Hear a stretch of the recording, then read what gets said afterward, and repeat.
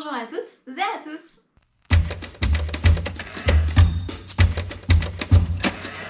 Alors aujourd'hui nous allons voir la meilleure méthode pour réussir en maths.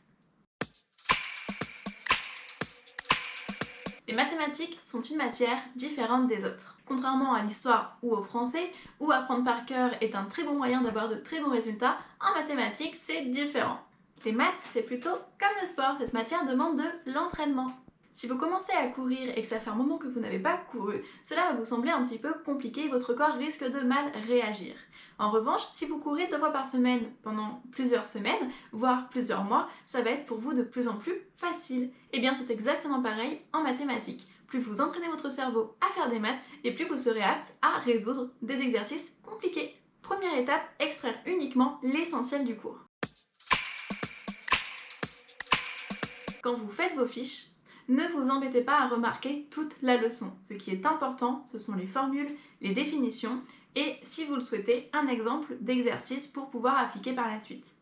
Mais ne vous embêtez pas avec plus de détails, il faut vraiment synthétiser vos fiches. Le but en maths n'est pas d'apprendre par cœur, c'est de savoir pratiquer. Donc tout le reste de la leçon, vous le retrouverez dans les exercices en pratiquant. Prenons l'exemple d'une fiche sur le théorème de Pythagore. Le théorème de Pythagore nous dit que si un triangle est rectangle, alors la longueur de l'hypoténuse au carré est égale à la somme des longueurs des deux autres côtés mises au carré. Vous pouvez l'illustrer par un petit exercice avec un triangle ABC où il faudrait connaître la longueur par exemple de l'hypoténuse BC.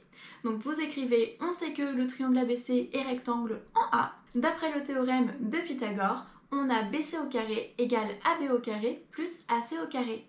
Et vous poursuivez en faisant votre équation. Cela suffit pour la fiche sur Pythagore, il n'y a rien besoin d'écrire de plus.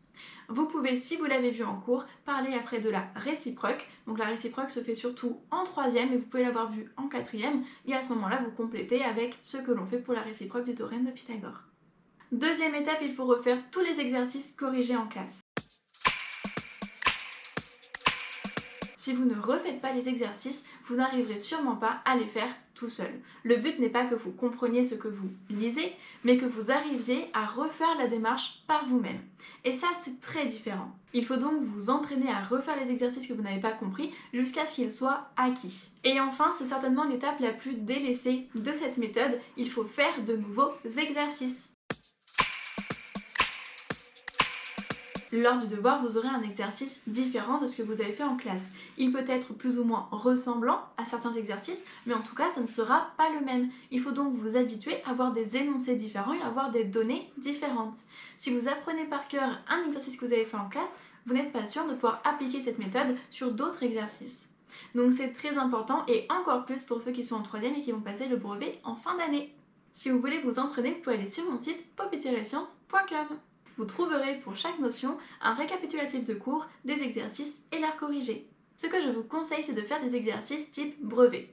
Certes, si vous êtes en 6e, ça va être un peu compliqué, je vous conseille de commencer à partir de la 5e. Pourquoi est-ce important? Parce que les exercices type brevet sont souvent des problèmes et vous apprennent à raisonner par vous-même. C'est quelque chose que l'on ne fait pas suffisamment en classe et qui pourtant est très important pour vous.